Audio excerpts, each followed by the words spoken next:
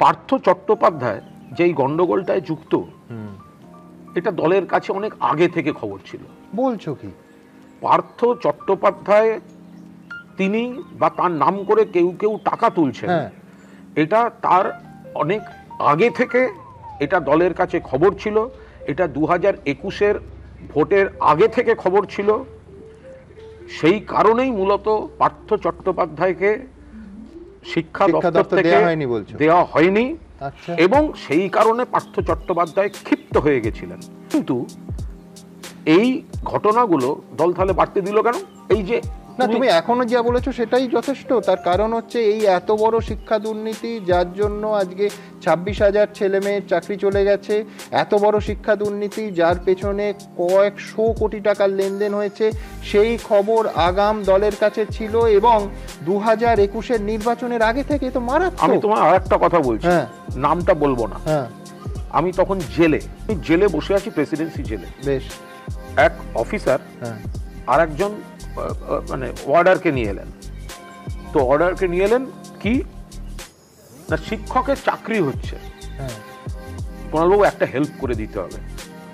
তৃণমূলের এক নামকরা নেতা 7.5 লক্ষ টাকা চেয়েছেন, আমি 5 লাখ জোগাড় করতে পেরেছি আমার আত্মীয়।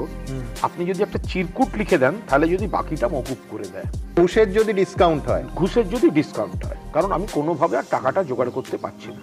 তার মানে সেই লোক এখনো গরাদের বাইরে আছে। তিনি পার্থ চট্টোপাধ্যায় নন, তিনি মহা দাপটের সঙ্গে ঘুরে বেড়াচ্ছেন এবং প্রবল প্রতাপে ঘুরে বেড়াচ্ছেন।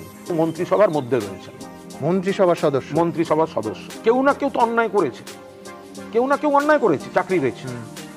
কিন্তু বাকিদের একটা ভয়ঙ্কর কষ্টের মধ্যে পড়ে গেছে। একদম আমার কোথাও মনে হচ্ছে বিরোধীরা জট পাকিয়েছে, অমুক হয়েছে, তমুক হয়েছে, সব ঠিক, কিন্তু চুরি ডাকাতি যখন এখান থেকে হয়ে লন্ডভন্ডটা হয়েছে, আমাদের কোনো ব্যক্তি, তারা প্রশাসনে থাকুন বা কোনো ডিপার্টমেন্টে থাকুন, এসএসসি হোক বা এসএসসির অভিভাবকরা হোক, তারা যদি একটু সদিচ্ছা দেখিয়ে এই ছেলে মেয়েগুলির সঙ্গে বসতেন, আজ এই প্রবলেম সলভ হয়ে যেত। 13 থেকে 16-র মধ্যে তুমি জেলের মধ্যে বসে তোমার ঘুষের ডিসকাউন্টের অ্যাপিল পাচ্ছ, অর্থাৎ তখন এই বেআইনি পথের সমস্ত রিক্রুটমেন্ট, অর্থাৎ ঘুষ নিয়ে চাকরি দেওয়ার যে ট্রেন্ডটা, সেটা শুরু হয়ে গেছে।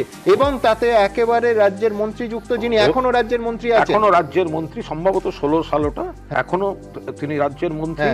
এবং 2021 সালের আগে আমাদের দলের কাছে স্পষ্ট খবর ছিল, এই পার্থ চট্টোপাধ্যায় বিপুল টাকা তুলছেন, এবং কোন কোন লোকের মাধ্যমে তুলছেন, কোন জেলায় তুলছেন, এই খবর পর্যন্ত কিন্তু ছিল। কিন্তু এর কোনো প্রশাসনিক বা অন্য কোনো ব্যবস্থা হয়নি।